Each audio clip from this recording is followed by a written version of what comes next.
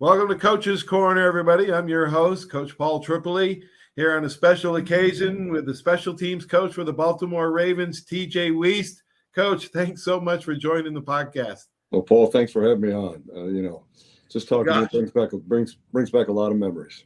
Yeah, it does. OT Town, man. You're an amazing story. Before I get to you walking on in Alabama, you're from Bay City, Michigan. Yeah. Gosh, talk about your mom and dad, any siblings, and growing up in Bay City. Youngest of 8. Youngest of 8? Youngest of 8. My mom and dad, and you'll like this, my mom and dad grew up in South Bend, Indiana. My dad went to Notre Dame. My mom went across the street at St. Mary's. My mom did a radio show at WNDU. My grandfather taught there. My other grandfather was a stadium usher for 25 years. I went to the Digger Phelps basketball camps in 77 and 78. So I really grew up with Notre Dame.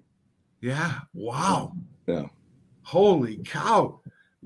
So you're a Notre Dame fan before you're a Michigan fan. Well, talk about the story. You're youngest of 8. I've got a little brother theory. I'm the youngest of 4 boys.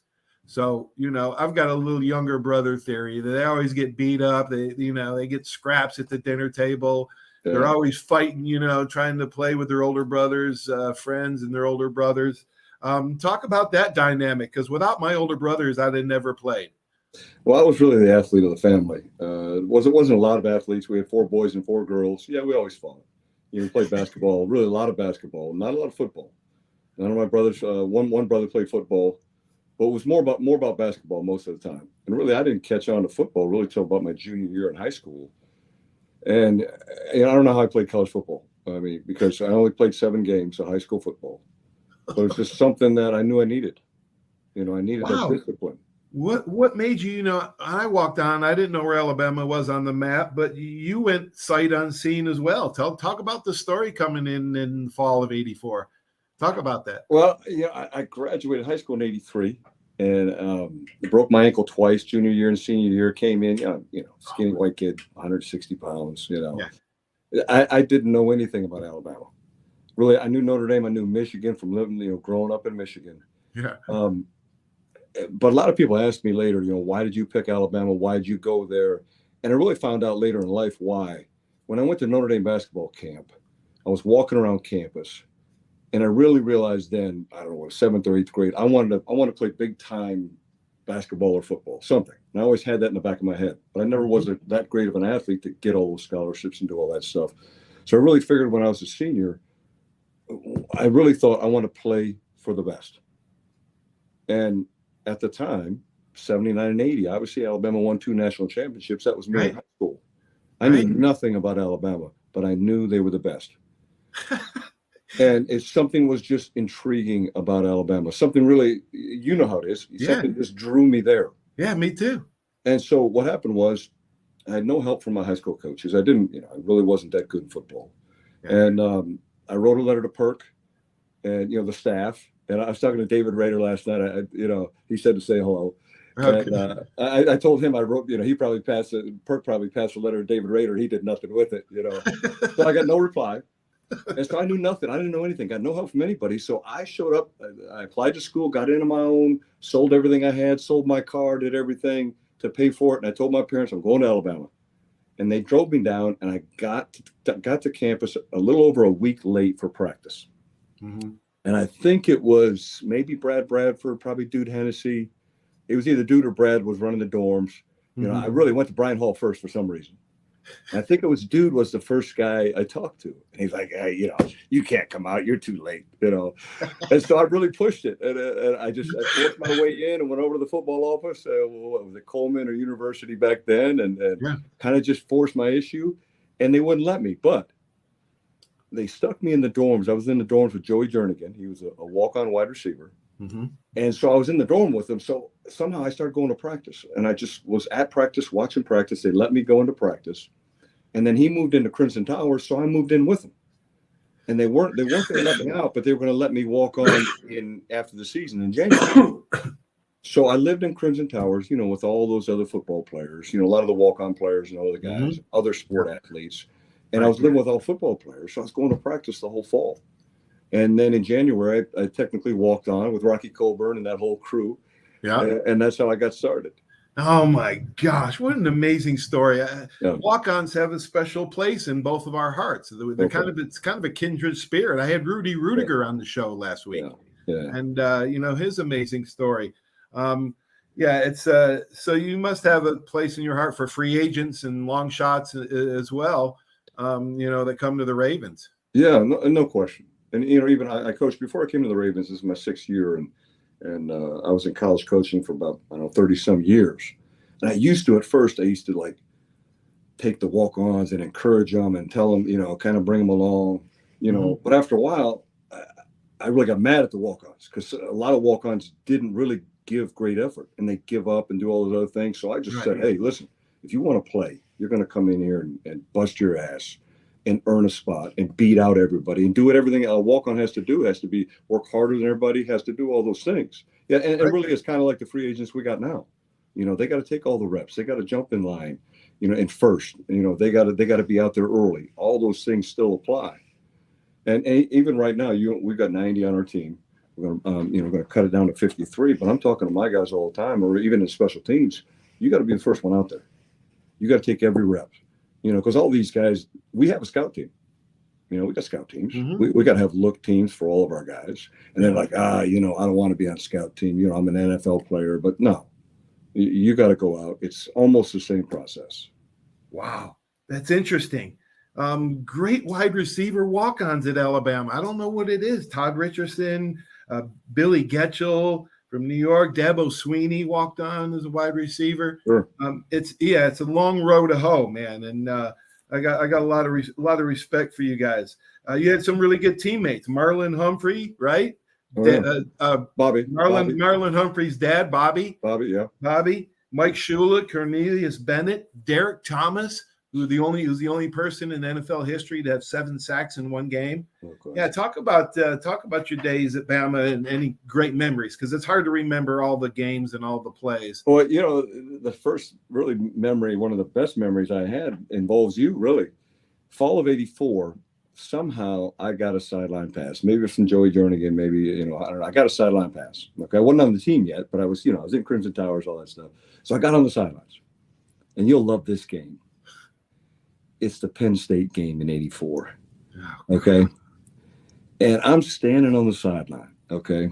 I didn't grow up with Alabama football. I didn't, grow up, and I'm just learning about Alabama football. Right. So I'm standing on the sideline. Now, here it is.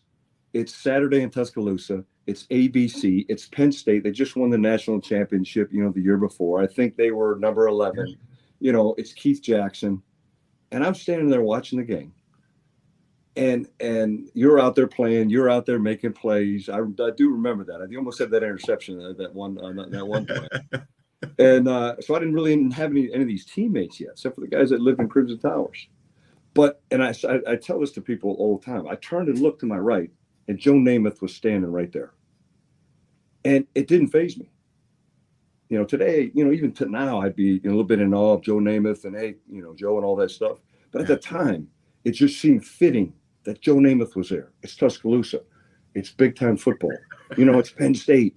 It's ABC. So, and I turn, there's Joe Namath. Well, that's how it's supposed to be. Joe Namath is supposed to be here. It's Alabama. But that was really one of my first impact feelings that I had at Alabama, of how big Alabama was. Oh my gosh. When I walked on there, and I came from, like I said, George O'Leary was my high school coach, and we went undefeated my senior year. We were killing people. But when the varsity came on, I went, holy shit, what am I doing here? Oh, yeah. That was like, it took me like 2 years before to dress my first game. And then, but so with that, you asked me a minute ago, one of the first times we ran the 40 in the spring, I think I got decent speed or whatever. And I run like a 4.6 or 4.58 or something like that. And then Cornelius comes out, 6'4", 255, and runs like a 4.38 or 4.41. And I was like, I almost felt like I don't belong here. But you talk about impressive. I mean, that was one of the most impressive feats I've ever seen, was him running that 40 with that type of body and the athlete that he was. Sometimes you did feel like you didn't belong, but there is a moment in everybody's life, especially walk-ons, that make them believe that they do belong. And I think that time for me, I want to ask you, but I'll tell you the time for me was in practice when Major Ogilvy came out in that shot in that wishbone, and he is a lead blocker on me, and I knocked him back, and I went, wait a minute, that's an All-American running back, the best that ever was. So and also, Coach, I want to ask you the moment that you thought you could make it, and the coach that believed in you, because without people like Coach Griska and Al Miller and Kent Johnston, I would have never played. Who believed in you? I'd have to say probably number one would be David Rader. When I got there, he was a quarterback coach, and then he moved over to receivers, and he became my receiver coach. And to this day, he's one of my mentors, one of my best friends. Mm-hmm. Coached me with the receivers. I think maybe my sophomore, junior year, or something like that. And he was the one that really had the most impact with me while I was there. Mm-hmm. and beyond, because later on in coaching, I coached for him when he was the head coach at Tulsa. After he went with Rocky at Mississippi State, he became the head coach at Tulsa. He hired me to be his receiver coach. Oh, wow. And we've been close. We've been really close ever since. So I would have to say he's Coach Rader. Yeah, he's the one. 90 to 93, wide receiver coach in Michigan with Gary Moeller. You had five years at Indiana. Western Kentucky, 2002 through 2009. I coached the kid at Catholic that went to Western Kentucky. Cincy, UConn, and then you joined Jim Harbaugh at Michigan.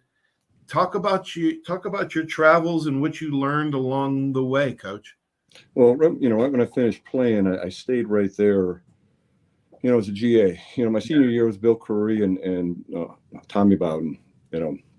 So I played for those guys at my senior year.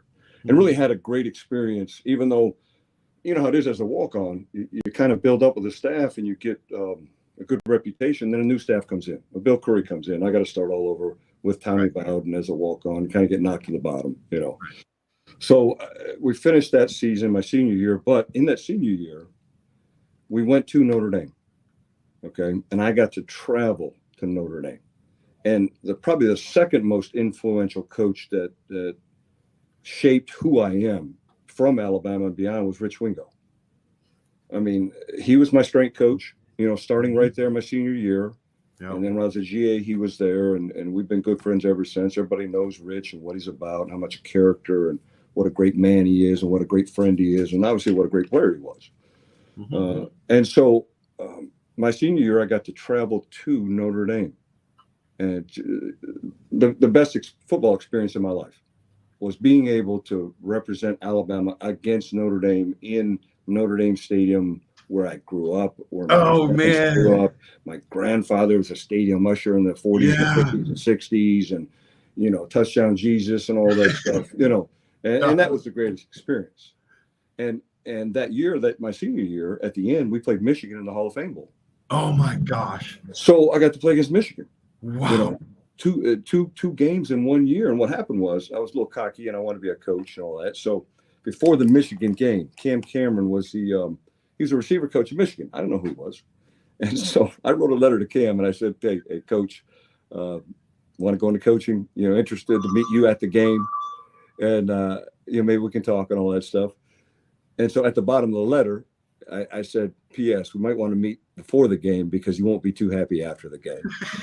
So, he kept that, and he's kept it. He's always, made fun of me for saying that. But he thought at the time, this kid's got some balls. So I met him at the game. Yeah, you do have some collusions. Yeah, and that became my connection with Michigan because he wanted to bring me on right away at Michigan. Didn't work out. I ended up going 2 years later, but luckily I ended up staying at Alabama to be a GA. Well, right when I finished playing in '87 with Coach Curry, I walked into his office in January. I said, Coach, I want to coach. Maybe a spring, be a student coach in the spring, be a GA in the fall, and all that stuff. And he goes, okay. He says, first thing you do is you walk down the hall to our new coordinator and see if he's got anything for you to do. So I walked down the hall, knocked on the door, Homer Smith. Oh my gosh. I had no idea who Homer Smith was. Oh my gosh. No idea. And Homer, TJ, so nice to meet you. And third most influential coach of anything I had to do in coaching is Homer Smith. Oh, Because you my gosh. talk about just a great, A legend. great man, a legend. Well, here's what he did. Tommy's on the road recruiting. Everybody's out recruiting. He takes me, and he had all these separation techniques from UCLA and all coaching receivers and skill guys. And he wanted to teach the Alabama receivers the separation techniques, all of the unbelievable detail with, center of gravity and movements and angles and lines and geometry and all that stuff. So he literally took me for about 4 or 5 weeks and took me in the indoor building. And I did all the drills that we were going to show the receivers in the spring. He taught me all the drills. That's brilliant. And I learned more from about being a receiver in those 5 weeks than I did my whole life. Oh, my God. I got one-on-one technique, everything from Homer, and it was a great spring. Tommy came out and I had a demonstrator for Tommy Bowden and all the players and all those guys. Marco was still playing and Greg was still playing Payne. And it was great. Then I became a GA, for Tommy and for Homer, and had a great 2 years in that run and the 89 run and all that stuff. So it was an exciting time to be a GA there. A little different, Gosh. So when did now you're in your, is it 5th or 6th year here with the Ravens? 6th year. 6th year. Yeah. Last 3 years. Okay. Want to brag on you a little bit, TJ. Number 2 ranking in 2020, number 1 ranking in 2021, number 3 last year. A couple questions. How did you get into special teams? People don't realize it's a third of the game, but you got some Pro Bowlers. Kicker Justin Tucker just scored a franchise record career high 142 points last year. His sixth Pro Bowl. Talk a little bit about Tuck. Well, we've been lucky. I say lucky, but having John Harbaugh as our head coach, him being one of the best special teams coordinators in the history of the NFL, it just works. Chris Horton's our special teams coordinator. Jerry Rosberg was our coordinator. Just great coaches in front of me. Great history of everything that we do, of our system and how we put things together and how aggressive we are. We take pride in being number one. Obviously, you have our goals to be number one, but everything is based around being the best. And it's easy to do that here from the overall organization. You walk in the door and Ozzy's right down the hall from me. Yeah. Eric DaCosta, John Harbaugh, everybody here. It's a first-class organization.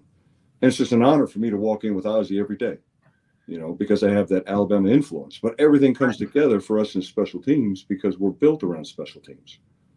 Now we just take the players that we've got and just, fit them into our system. What happened was I've been an offensive coach, wide receiver coach, offensive coordinator my whole career. And I started out here with the Ravens on offense. And John really convinced me to move over to special teams. I didn't have a lot of experience on offense, and so I wanted to do it.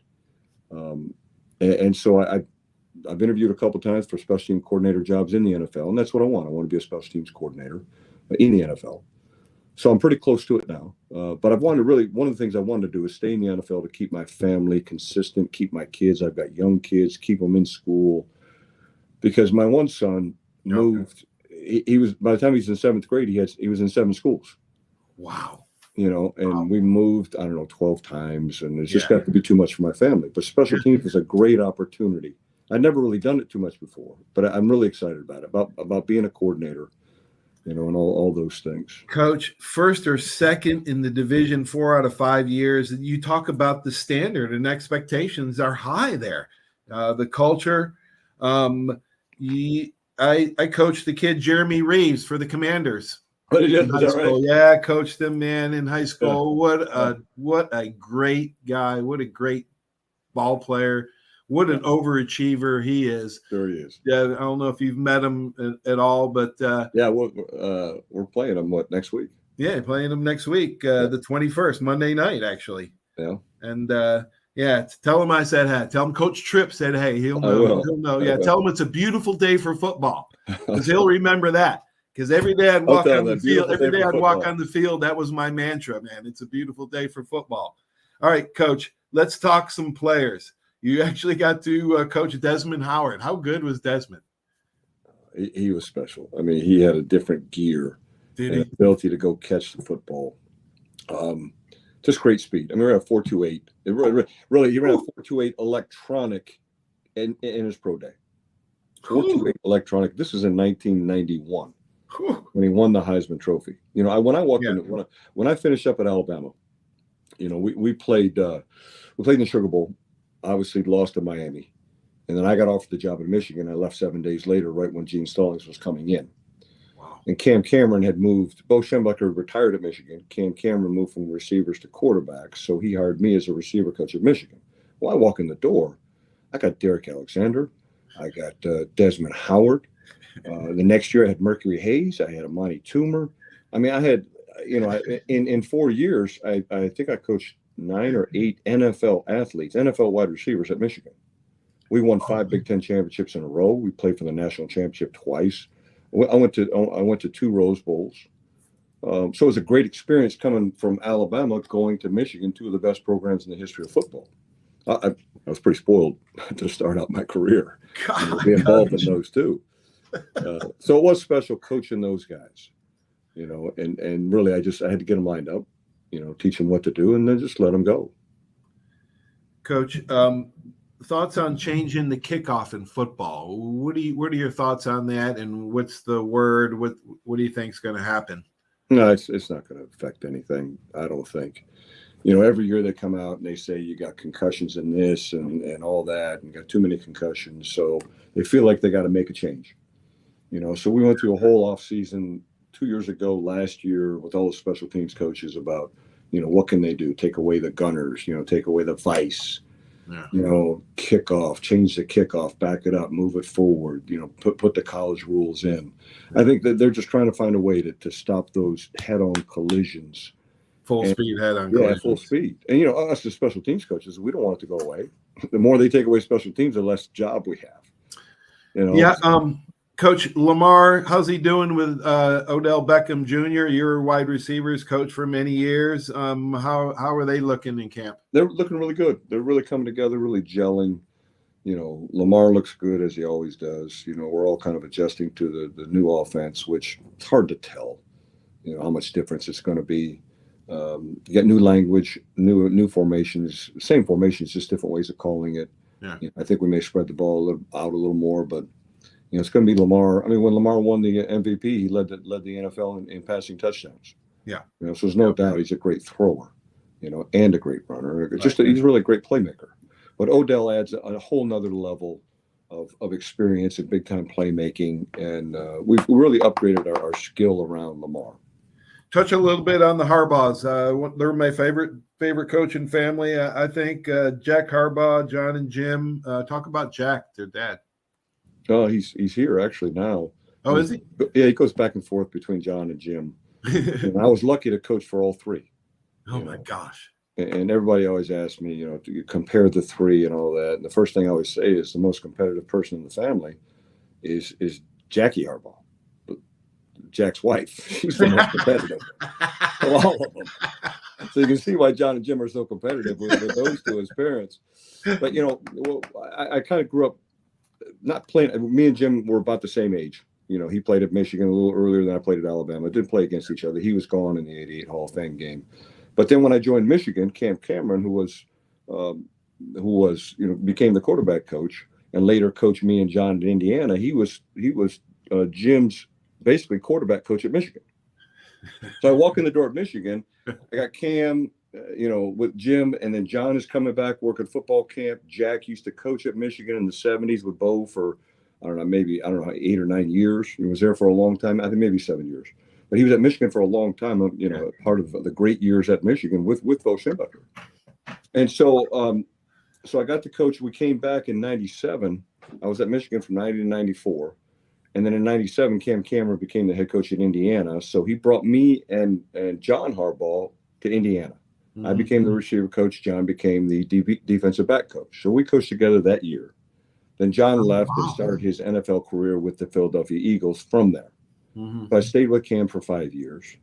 And then later on, after I moved around, I was done at Western Kentucky, I think it was. And I ended up going to, I'm sorry, before that. at Indiana. We finished up at Indiana. We got fired at Indiana. I went to Western Kentucky with Jack Harbaugh. Jack brought me over, and we won the national championship that year. It was AA, and it was a special year. It was Jack's last year. We won the national championship together.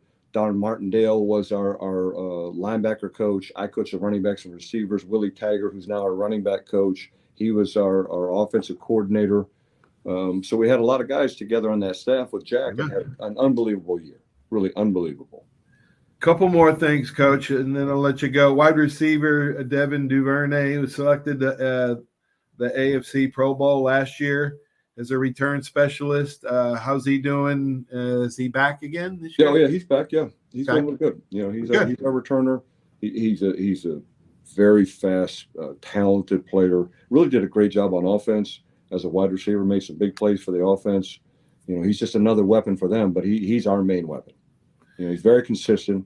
You know, tough kid from Texas. You know, and there's a lot goes on here with rivalries. You know, it's all we're talking about. Last year, we were on the train to go play the Jets last year when the Texas-Alabama game was on. So we had a lot of going back and forth about that game and this year. So Coach, we don't have a lot of Alabama players left.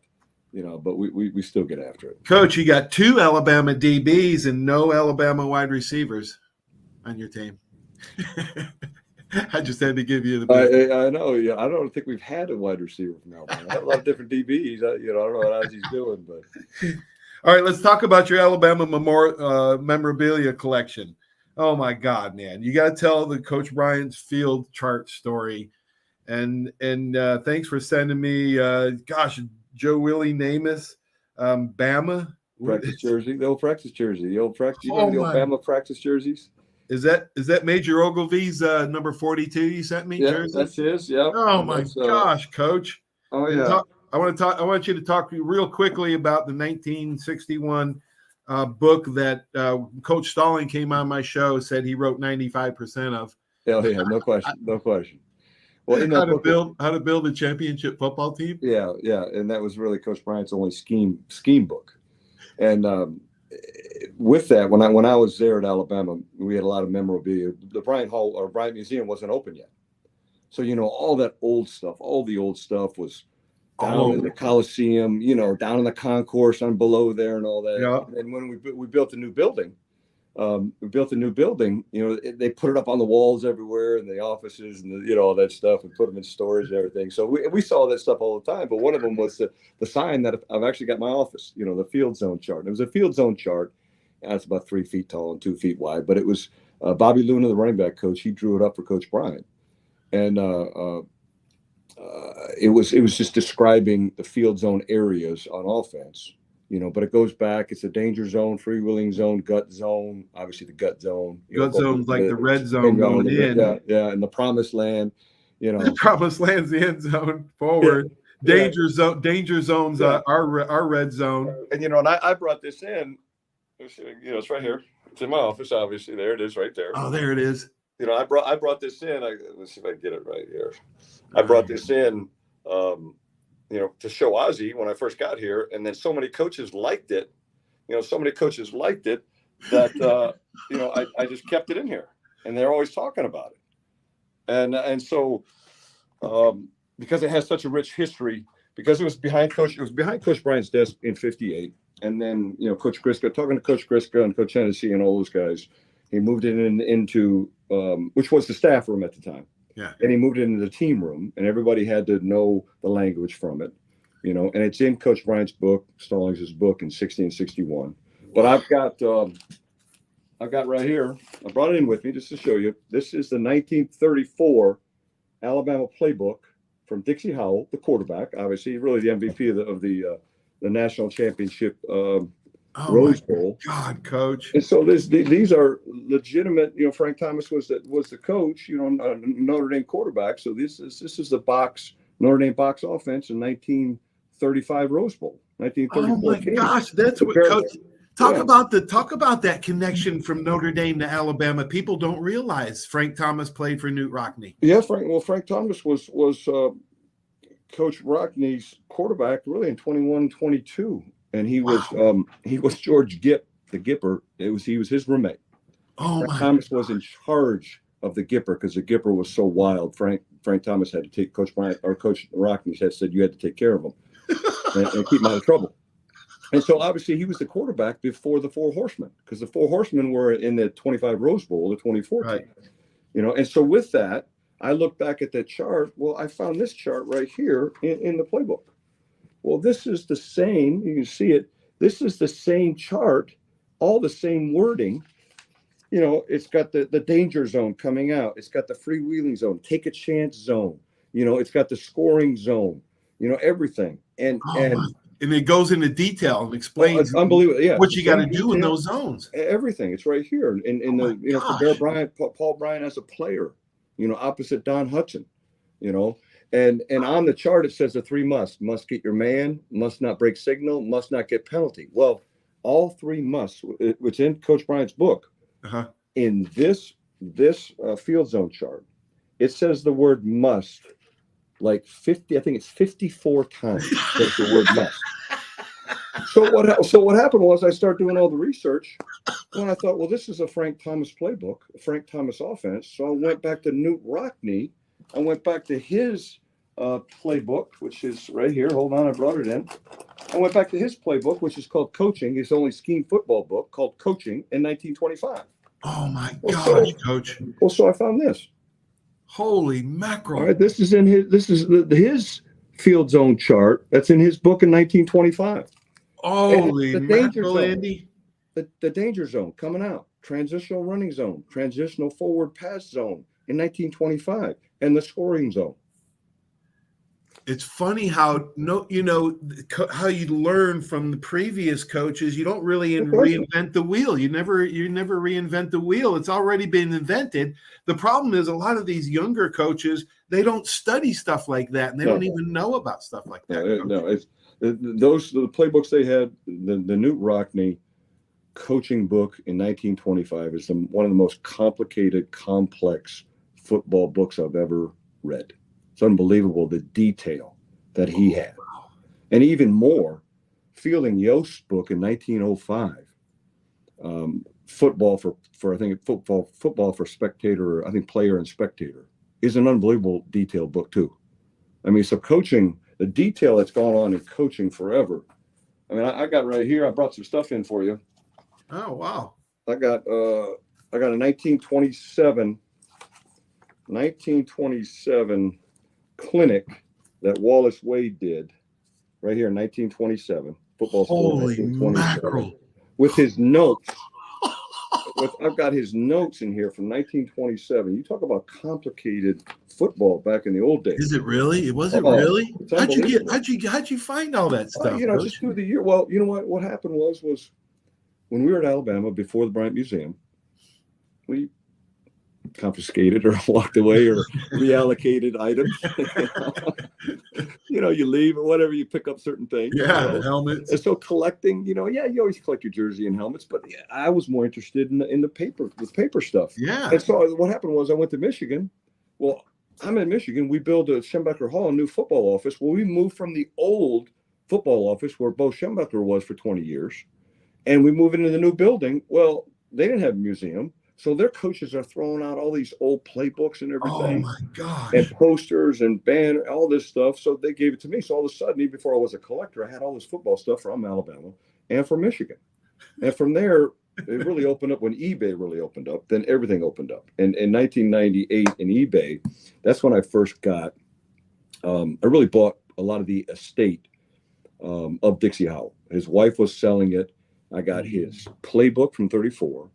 I got his yearbooks, the Corrales of his in 34 and 35. I got his A-Club certificate from 1933. I got a field zone chart. No, I'm sorry. A drive chart from the 1935 Rose Bowl that Fielding Yost had sent him. The drive chart, the cardboard. I sent you a picture of it. Cardboard in the press box. That's how they kept statistics of the drive chart. The lines going across. I had the original from the 35 playbook. Or 35 Rose Bowl. And then just through the years, I've just collected an unbelievable amount of helmets, jerseys, playbooks, coaching items, banners, everything.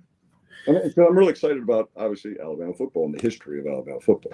Oh, me too. I love to read books and study old coaches. And it's funny that you mentioned how detail oriented they were.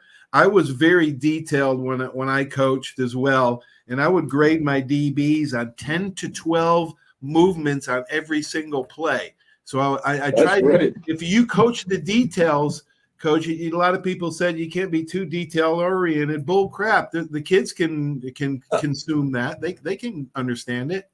Well, here's what everybody thinks, okay? And I even thought this to a point that, you get in the NFL and these are pro athletes and, they all they care about is money and you just get them lined up and they play ball and, they're supposed to know what to do and all this stuff. That's none of that. None of that's true. These guys want to win and they want to play football, and we can coach them hard and we can coach them like we do college athletes. And the truth is, we got 90 on our squad right now. Well, let me tell you this. Of those 90, probably 60 are in their first 3 years of playing. So they're used to being coached hard. They're used to being coached hard in college. They're used to being coached like that. And of those 90, probably 75 are battling for a spot. So they're going to work hard. They better listen. They better do what we tell them to do. They better be accountable. They better do everything you have to do as a football player. Right. Otherwise, they're going to be sitting at home. Right. So we can coach hard. We can get after these guys. And a lot of the older guys we don't have to coach. You know what? That's great. Marlon Humphrey, we don't have to coach him. You talk about a great example of an NFL leader. Is he? Athlete. Oh, I mean, he likes to have fun. But everybody does. Anybody. He plays at an intensity level that is really higher than almost anybody else. And that's why he's so good. Wow. Love it. Love it, Coach. All right. I don't want to put you on the spot, so you don't have to answer this question if you don't want. Michigan versus Ohio State or Alabama versus Auburn? Passion? Can you just say passion? Obviously, I've been involved with both. I've been with 5, Ohio State, Michigan. But really, there's no comparison. There's no Alabama-Auburn is the ultimate rivalry. Yeah. There's so much passion involved with it. There's so much more at stake.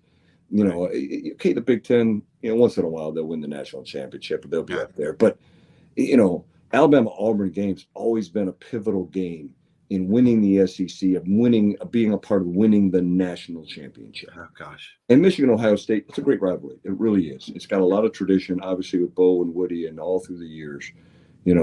But Alabama-Auburn is truly the greatest rivalry in the history of football. Yeah. Coach, I think it went 5 straight years, 5 or 6 straight years where the winner of the Iron Bowl went on to the national championship. So, that's that just about says it. All right, Coach, good luck. I know you got to. Well, that's it. I mean, we could talk a couple more hours. I know. I wish we could, man. I mean, what about the 85 alumni game? Did you play in that? I did. You came back and played in that? I did. That was a great one. I did play in that. I'm going to tell you one thing, though. The one thing I always tell people, okay, if you say the word lower gym to really any Alabama player, he'll start to cringe. And it was one of the hardest things that we've ever gone through in life. You can't do it these days. You can't, we can't do it. They can't do it, all those things. But you talk about something that was just unbelievable. That was harder than any game, harder than anything we had to do. Yeah, TJ, I brought last year, my brother came from New York. And when I played, I'm from upstate New York. So my brothers were in college. They didn't go to many games. When they did, they caught a big one in Birmingham. So my brother came down to Tuscaloosa, my nephew in California, and one of my friends in New York. And I took them to the Alabama game last year, and they were flabbergasted at the pomp and circumstance. Oh, yeah. Unbelievable. Pom-pom. I call it pom-pom and circumstance. Let me tell you one thing before I go. I don't know if I've already said this, but probably the highlight of my coaching career, for me personally, was I got to be the head coach when I was at South Florida. Willie Taggart was the head coach. He left to go to Oregon. I became the head coach for the bowl game. Well, we played in the Birmingham Bowl, and we played South Carolina. Well, I got to be the head coach in Legion Field against an SEC team, and we beat them. We beat South Carolina. but just being on that field. Yeah. You know, I'm a former Alabama player, being the head coach, you know, where Coach Bryant walked, where we all played. You know, that was probably one of the most special things in my career that I wouldn't trade for anything. Coach, just to be a part of that. Coach, man, you're such a great story, great success story. I'm really proud of you, and good luck this year. And let's do it again soon. Yeah, anytime, Paul. I appreciate it. Good luck to you, buddy. Hey, have a great one, Coach. Good luck. You too. All right, take care. Bye bye. Wow. That was outstanding. One of my favorite interviews of all time. Thanks for watching. Stay tuned for these messages, because without these great sponsors, this just wouldn't be possible. There's a reason why Hill Kelly in Pensacola is the #1 selling Chrysler Dodge Jeep Ram dealer between Jacksonville and New Orleans. While other dealers have taken advantage of a competitive market with higher prices, Hill Kelly has discounted prices to the lowest of the year. And Hill Kelly in Pensacola won't surprise you with excessive charges beyond the selling price. Come see why people from Milton, Pace, Foley, Bay Minette, Daphne, Gulf Shores, Mobile, and beyond are driving to Hill Kelly in Pensacola to buy their next new Chrysler, Dodge, Jeep, or Ram. At Hill Kelly, the bottom line price and your satisfaction are what really matter. So before you sign, check the bottom line and make the trip to Hill Kelly in Pensacola to see what true local ownership can do for you. At Hill Kelly Chrysler, Dodge, Jeep, Ram, Highway 29 in Car City, Pensacola. Or shop online 24/7 at hillkellydodge.com. When it comes to bottom line pricing, nobody beats a Hill Kelly deal. Nobody. Bill, some game, huh? I haven't really noticed, Paul. What? The biggest game of the year? I've been looking over my insurance. Talk about problems I'm trying to figure out. Well, do what I did. Call the Seiler Agency. They showed me what I needed and what I didn't. They even saved me money. Now, instead of worrying about my insurance, I can worry about the big game. Contact the Seiler Agency at 476-7443 for all of your insurance needs. Your independent agent for home, auto, boat, RV, commercial, general liability, life, and sound investment strategies. Call 476-7443 today. Are you riding around in a filthy vehicle? Dirty car no more. Visit Ronnie's Car Wash today to get it shining in no time. They have 3 convenient locations with another coming soon. The unlimited monthly wash packages start as low as $14.95 per month with free vacuums, multi-purpose spray and towels. Visit them in Gulf Breeze, Navarre, Fort Walton, and soon Crestview. Don't wait, wash today. Be sure to see Ronnie's Car Wash on Facebook to see the latest specials and discounts. You'll be riding and shining in no time. Step One works so hard to get you in the perfect car. Looking for a better car buying experience? With the Step One Advantage from Buick GMC, Fort Walton Beach, and Pensacola, receive no-hassle market-based pricing or incentives by pre-ordering. Looking to sell or trade? Our dedicated team will even come to you. Plus, every vehicle sold at Step One supports local charities right in your neighborhood. Experience the Step One Advantage at Buick GMC, Fort Walton Beach, and Pensacola today. 75 years of service and high tech today. It's Pensacola Glass Company at 433-8348. High tech is a term often applied to advanced services and products in today's marketplace. And today, glass is much more than a simple pane of brittle, see-through stuff we hit baseballs through when we were kids. Glass is now a product with unique flexibility in both performance and application. And Pensacola Glass Company is growing right along. That's Pensacola Glass Company at 433-8348. Did you know there's a place where you can get good neighbor service and surprisingly great rates on your home and auto insurance? Yep, and that place is, ta-da, State Farm. Here's the deal. State Farm agent Will Rentschler is your go-to agent in Pensacola, Florida for the service you deserve at the price that you want. So stop shopping around. State Farm agent Will Rentschler has you covered. Call 850-433-4678 for your surprisingly great rates today. Like a good neighbor, State Farm is there. Legal disclaimer, individual premiums will vary by customer. All applicants subject to State Farm underwriting requirements.